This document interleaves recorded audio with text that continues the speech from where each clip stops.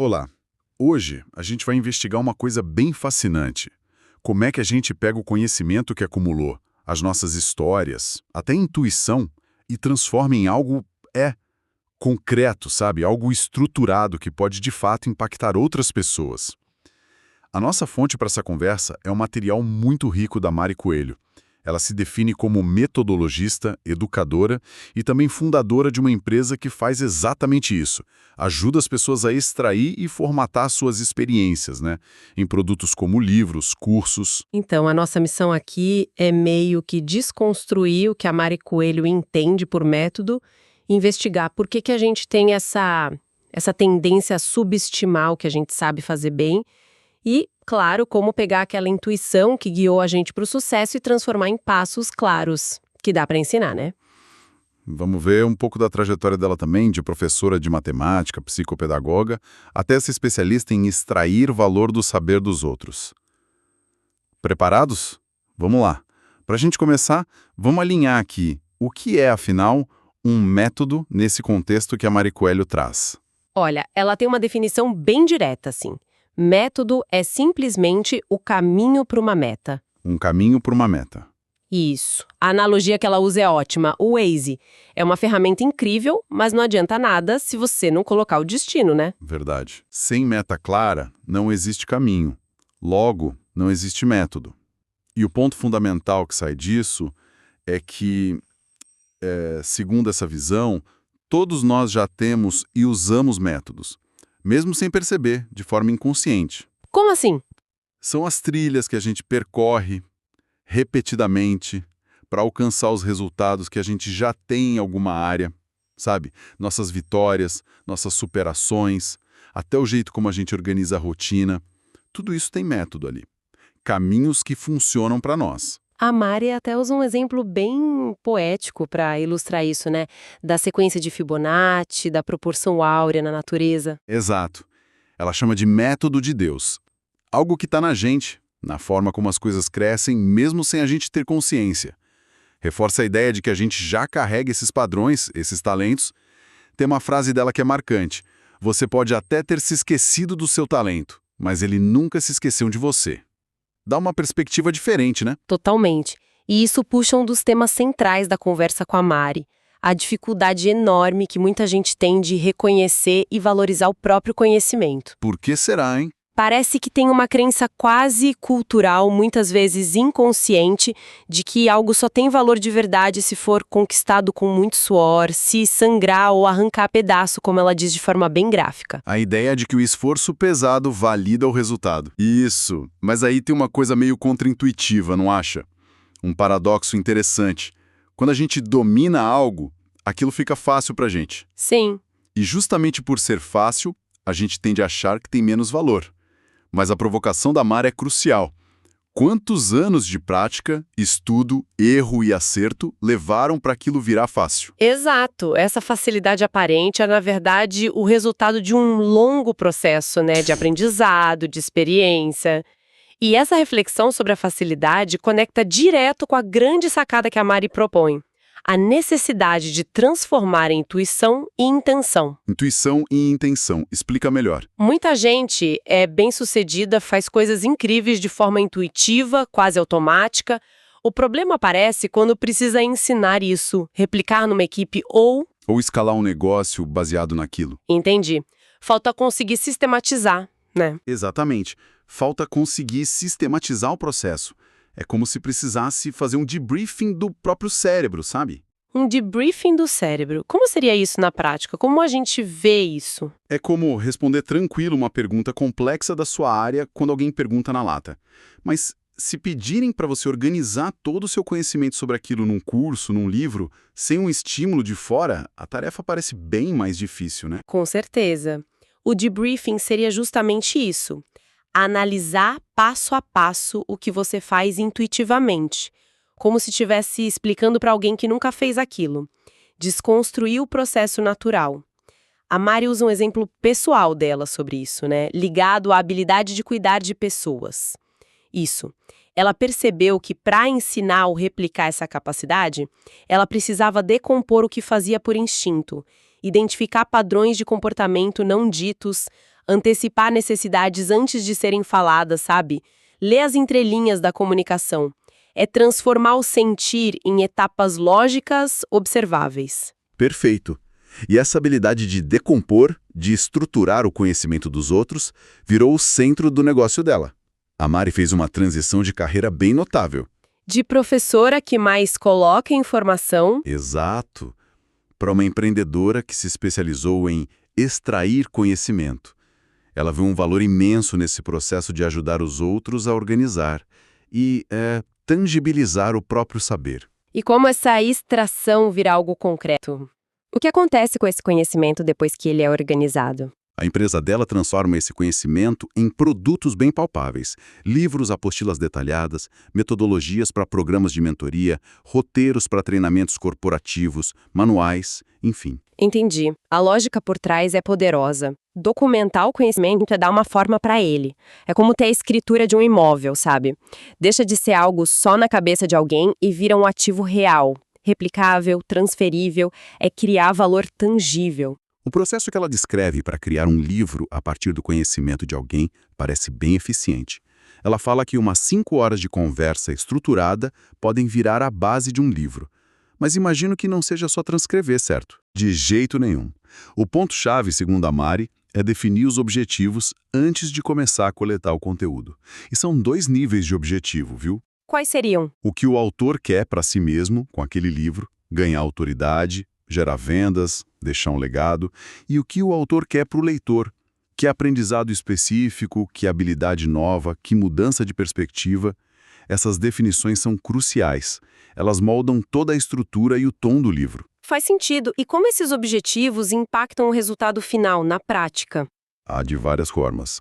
Um livro focado em posicionamento pessoal, por exemplo, talvez precise de uma foto do autor na capa, um tom mais inspirador. Certo. Já um livro para gerar vendas diretas pode ter QR Codes para páginas de produtos, estudos de caso mais focados em resultado, entende? Entendi. O processo todo envolve, primeiro, definir bem os objetivos, autor e leitor. Segundo, criar a estrutura, o esqueleto dos capítulos. Terceiro, coletar o conteúdo, geralmente por entrevistas guiadas, onde o autor fala sobre o tema. Depois vem o tratamento editorial e didático, para garantir clareza, coesão, fluidez. Aí tem o design visual, capa, miolo e, por fim, os registros legais, tipo ISBN.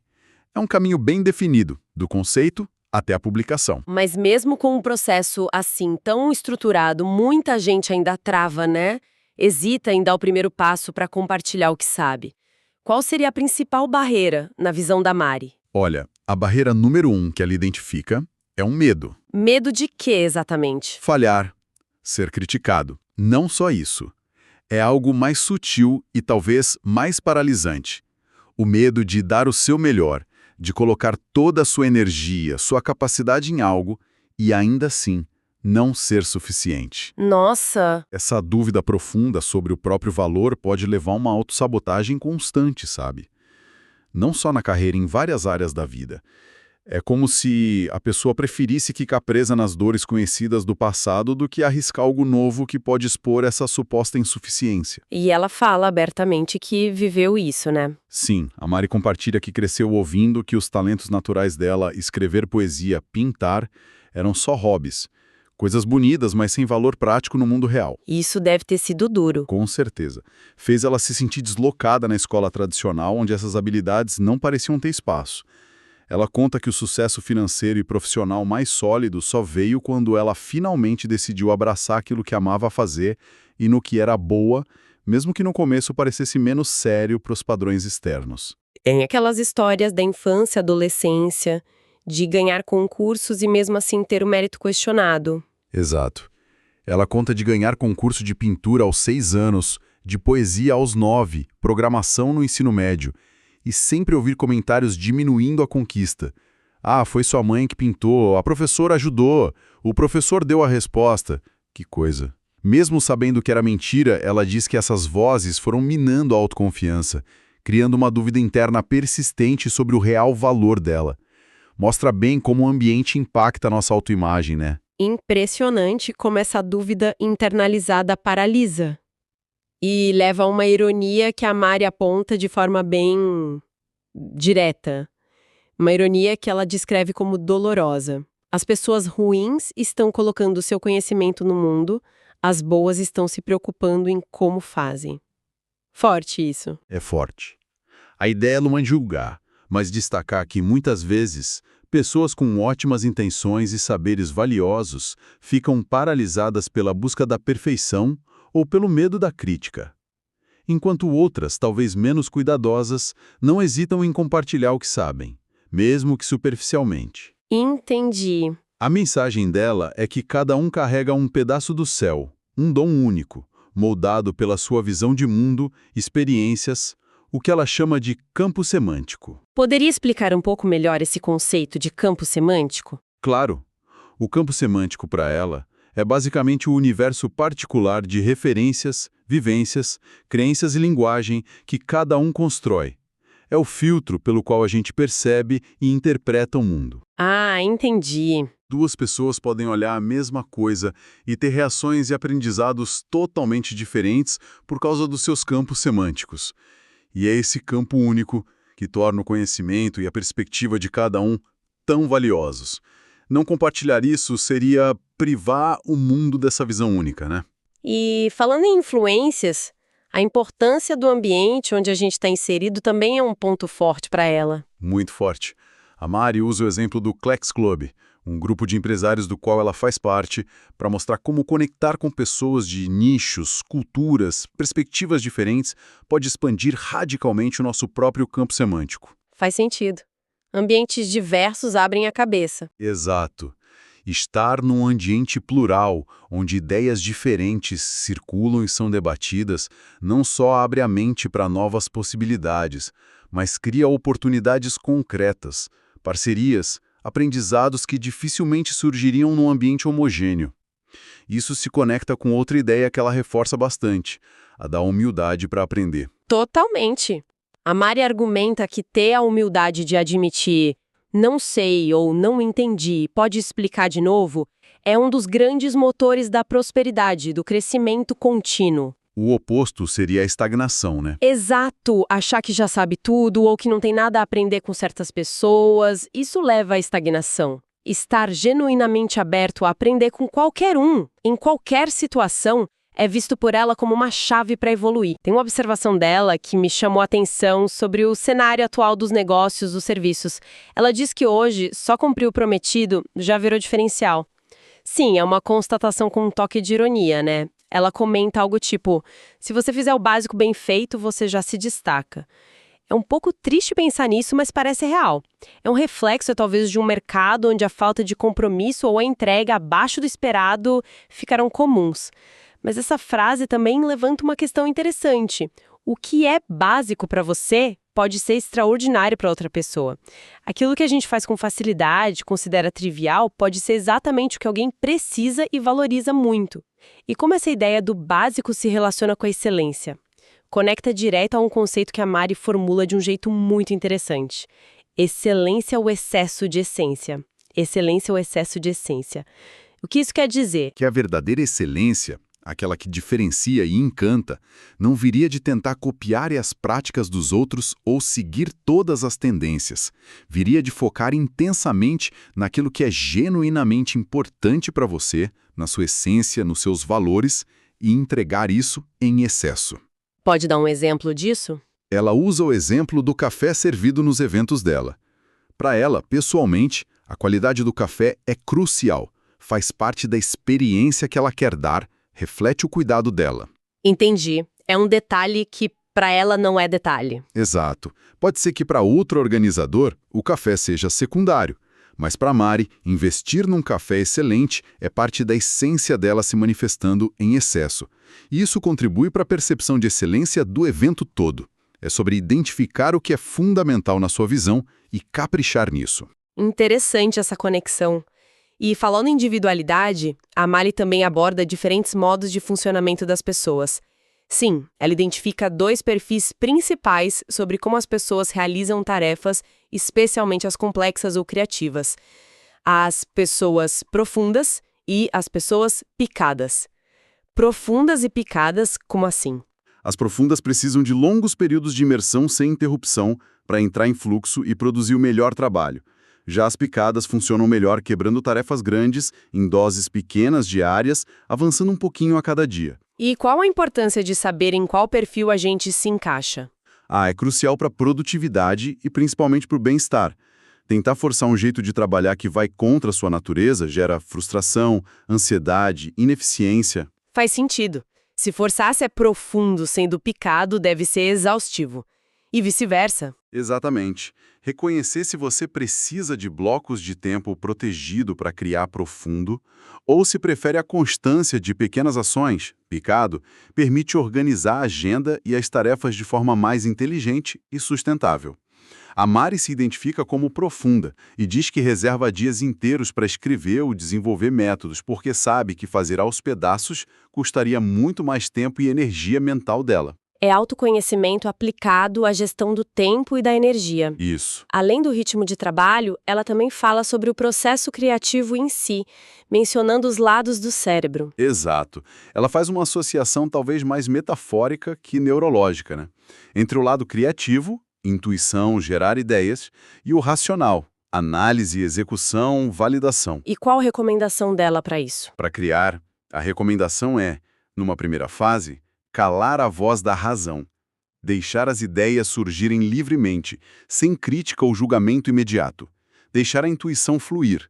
Só depois, com um volume de material bruto gerado, é que o lado racional entraria para analisar, organizar, refinar, validar. E por que separar essas fases seria importante? Porque, segundo ela, muita gente trava no processo criativo justamente por tentar usar a razão na fase errada. Começa a criticar e julgar as ideias no momento em que elas estão nascendo, e isso inibe o fluxo. É como podar a planta antes dela brotar mesmo. Exatamente. Permitir essa separação, primeiro gerar, depois organizar e criticar, poderia destravar muito o potencial criativo. Considerando toda essa jornada de autoconhecimento, de expressão, qual seria o legado que a Mari Coelho busca construir com o trabalho dela? Ela expressa isso de forma bem clara. O legado que ela busca é ajudar o máximo de pessoas a colocar não só o conhecimento técnico, mas a essência única delas no mundo. É sobre multiplicar a verdade de cada um, aquilo que só aquela pessoa com seu campo semântico particular pode oferecer. Bonito isso. Sim. Ela até menciona brevemente que o nome da empresa, Palavras dos Céus, veio de uma experiência espiritual e reflete essa missão de aterrar o valor, a centelha única que cada um carrega. E a mensagem final que ela deixa é bem encorajadora, né? Muito. É quase um chamado à ação. Se tem algo que arde no seu coração, um desejo genuíno, um projeto que te anima, vale a pena investir tempo e energia naquilo. Mesmo que pareça difícil ou que outros digam que é impossível. Ela lamenta quem desiste por ouvir os outros, né? Sim. Lamenta quantas pessoas desistem dos sonhos por dar ouvidos a vozes externas de pessimismo ou por ficarem presas no medo de não serem boas o suficiente. É um apelo forte para confiar mais na intuição e no propósito pessoal. Lembro da dinâmica do animal que ela fez na entrevista original. Foi um exemplo prático e rápido de acessar essa percepção interna, né? Foi um ótimo exemplo de ferramenta simples para acessar a autopercepção. A interpretação que ela deu para a borboleta que surgiu revelou características como capacidade de renascimento, de se transformar, instinto de proteção, desejo de elevar os outros, e como a expressão autêntica dessa essência atrai e encanta naturalmente, sem esforço. Uma pequena demonstração do poder de olhar para dentro. E é interessante como ela, mesmo parecendo muito confiante, também se permite ser vulnerável ao falar das próprias lutas, com autoimagem, com momentos de dúvida. Sim, isso humaniza muito a figura dela e a mensagem. Ela compartilha que, quando a dúvida ou a insegurança aparecem, ela procura mudar o foco do eu, minhas falhas, meus medos, para o propósito maior do trabalho dela. Não é sobre a mensageira, é sobre a mensagem. Exato, isso não só ajuda ela a seguir, mas oferece uma estratégia valiosa para qualquer um que enfrente bloqueios parecidos. Se reconectar com o porquê maior daquilo que está fazendo. Então, tentando amarrar tudo isso que a gente explorou hoje, quais seriam os grandes recados dessa conversa com a Mari Coelho? Acho que dá para sintetizar em alguns pontos-chave. Primeiro, todo mundo carrega um conhecimento valioso e métodos próprios, muitas vezes escondidos na intuição e naquilo que a gente faz com facilidade. Certo. Reconhecer e valorizar esse saber exige superar barreiras internas importantes, como a crença de que só o difícil tem valor e o medo profundo de não sermos suficientes. Uhum. Transformar essa intuição em algo estruturado e compartilhável, um método, é um processo intencional. Envolve autoconhecimento e organização. E mais alguns pontos sobre como fazer isso. Entender nosso próprio modo de funcionamento, se somos mais profundos ou picados. Se precisamos separar criação e crítica, ajuda a trabalhar a nosso favor. Focar na nossa essência, no que é autenticamente importante para nós, é o caminho para uma excelência genuína, não só imitação. E a mensagem final? E por fim, a grande mensagem é que compartilhar nossa verdade única, nosso pedaço do céu, não é só um ato de generosidade, mas talvez a nossa contribuição mais significativa para o mundo. Uma jornada em tanto, do reconhecimento interno até a expressão externa. Sem dúvida. E talvez um pensamento final para quem nos ouve refletir. Se a gente parte da premissa da Mari Coelho, de que o conhecimento que nos é mais natural, mais fácil, parece óbvio para nós, mas pode ser super valioso para outros. Qual será a nossa parte óbvia que estamos negligenciando? Exato. Qual será aquela habilidade, aquela percepção, aquele jeito de fazer as coisas que a gente considera básico ou óbvio em nós mesmos, mas que estamos deixando de lado? Que potencial poderia ser liberado se a gente desse estrutura, intenção e valor a essa parte aparentemente simples de quem somos? Fica a provocação.